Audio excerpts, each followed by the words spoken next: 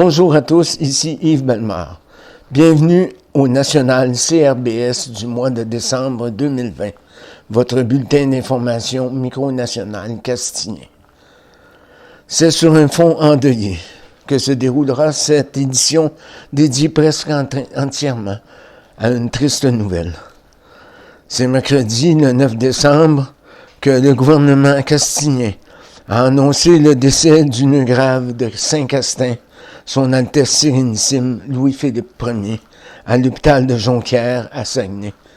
Il était âgé de 97 ans et 10 mois.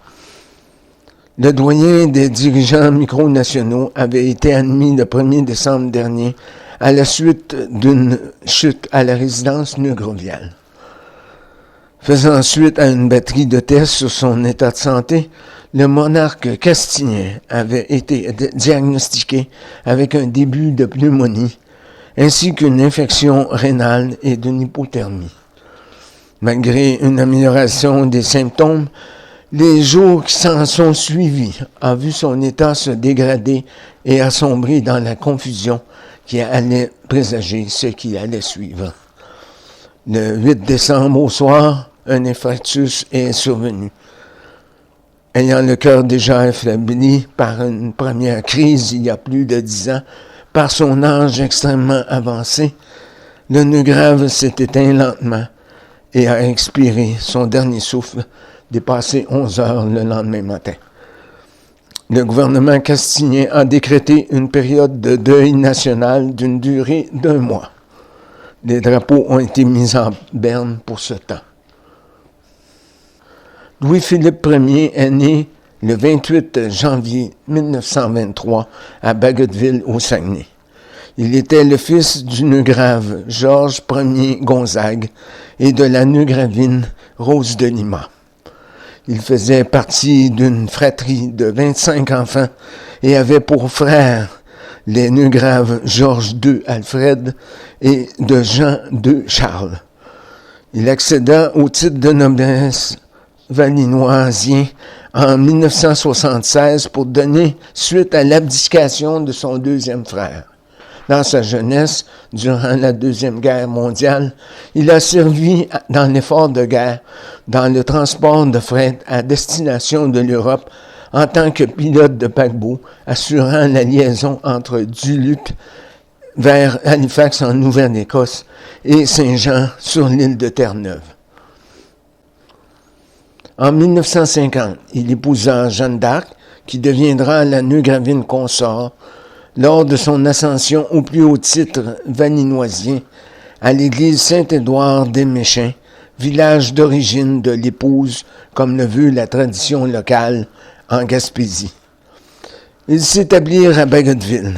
Il était père de 3 enfants, dont un garçon né en 1952 et 2 jumelles nées en 1956. Homme très pieux, il participa aux travaux paroissiaux et assistait à chaque messe de la paroisse Saint-Alphonse de Bagotville. En 1992, son épouse décéda par suite d'une longue maladie. Dans l'histoire récente, le 1er août 2016, l'homme fort de Saint-Castin est redevenu le chef d'État en tant que régent de la République de Saint-Castin, poste qu'il a occupé jusqu'au 1er octobre 2020.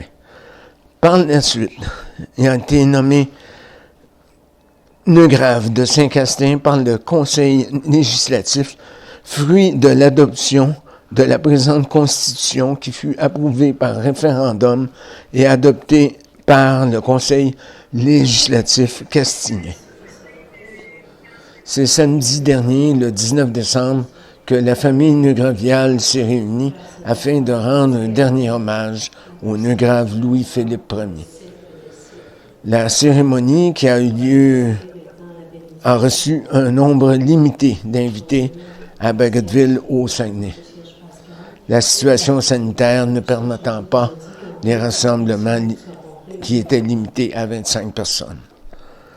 Durant le service funéraire, tour à tour, les personnalités sont allées voir l'urne contenant les cendres du défunt pendant une période de 2 heures dans un salon funéraire faisant face à l'église Saint-Alphonse de Liguori, l'église à laquelle il assistait régulièrement aux cérémonies religieuses. C'est après avoir recueilli les membres de la famille que les obsèques furent célébrées par une laïque dans la tradition catholique romaine. D'une simplicité égalant le caractère et la vie d'une grave, la cérémonie s'est déroulée en présence d'une vingtaine de personnes dûment invitées à se réunir dans la prière autour de ses cendres. La célébrante a raconté sa vie et ce qui l'a fait vivre. C'est donc après une courte cérémonie chargée d'émotions que la famille et les proches d'une grave ont quitté le funérarium, faute de pouvoir légalement se réunir après cette courte cérémonie à l'image d'un grand homme. Son Altesse Louis-Philippe Ier a laissé une trace indélébile sur la nation castilienne. Il a mené une vie sobre, modeste et longue. Il aura été pendant 42 ans détenteur du titre de Neugrave de Valinois. Il a été un exemple de sagesse, de dévotion, de piété et a façonné l'identité castilienne par sa longue vie et par ses épreuves. Il est donc reparti trouver en paix son épouse Jeanne d'Arc et les membres de sa fratrie, lui qui était le dernier de sa génération.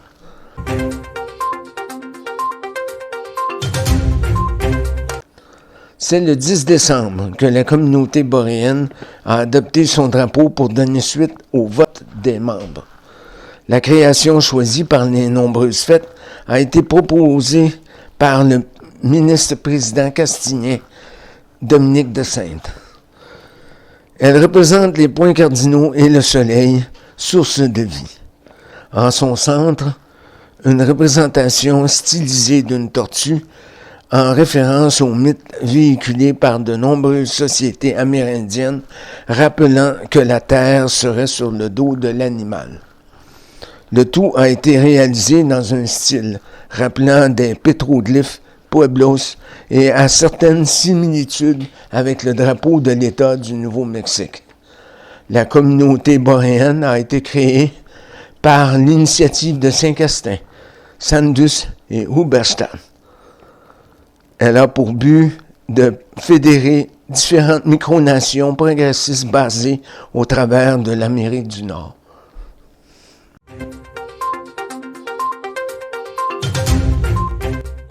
C'était votre bulletin de nouvelles national du mois de décembre.